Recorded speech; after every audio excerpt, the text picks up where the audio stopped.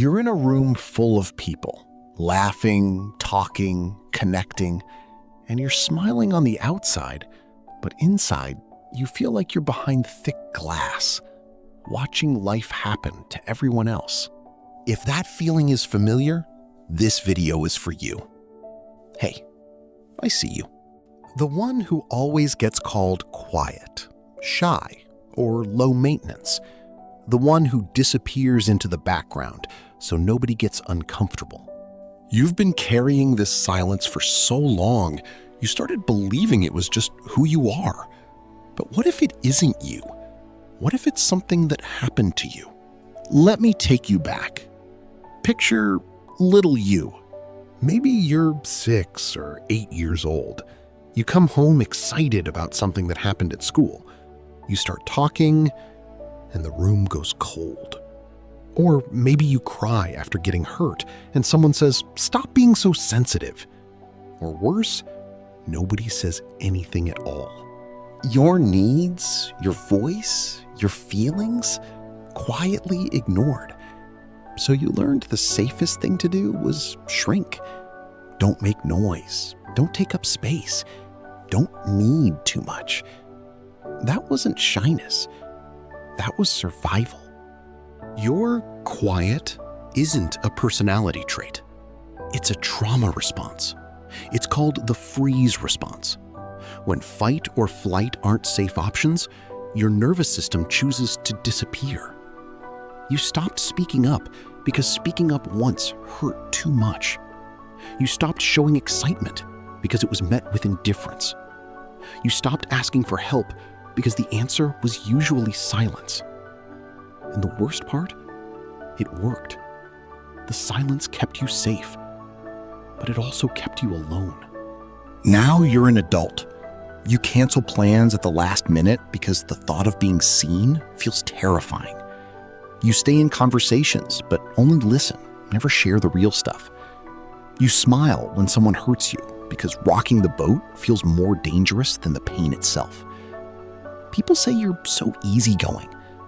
They have no idea you're screaming on the inside. This is what emotional neglect does.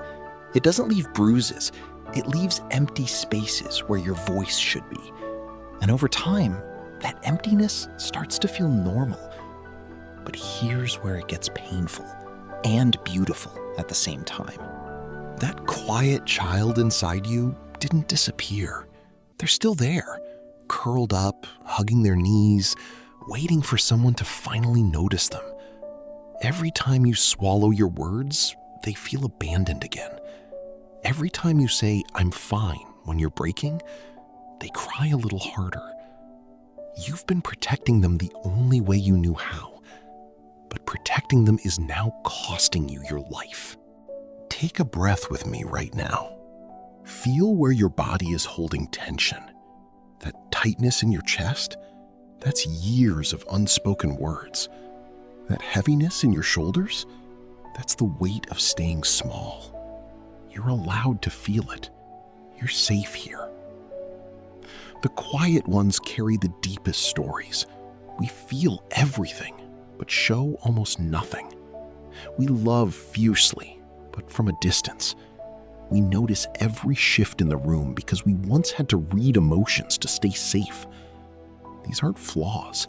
They're scars that turned into superpowers and cages at the same time. So what now? The first step isn't to become loud overnight. That would feel fake and terrifying. The first step is to start listening to the child who learned to be quiet, to tell them gently, "I'm here now. You don't have to earn space anymore.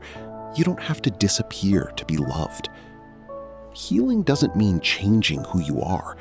It means finally giving that quiet child permission to exist fully, to speak one sentence when you used to speak 0, to stay in the conversation 5 minutes longer, to send the text you always delete. Small, gentle, real. You weren't born to live behind glass. You were born to be seen, not by everyone, but by the right people. And most importantly, by yourself. If this resonated, you're not broken. You're not too much or too little. You're a quiet kid who survived something heavy, and now you get to grow. I'm really proud of you for still being here, for still feeling, for still hoping that maybe one day you won't have to be quiet to feel safe. You never needed to shrink to be worthy. You just needed someone to finally listen. And that someone can start with you. I'll see you in the next one. Until then, speak one honest thing today, even if it's just to yourself. That quiet child deserves to be heard.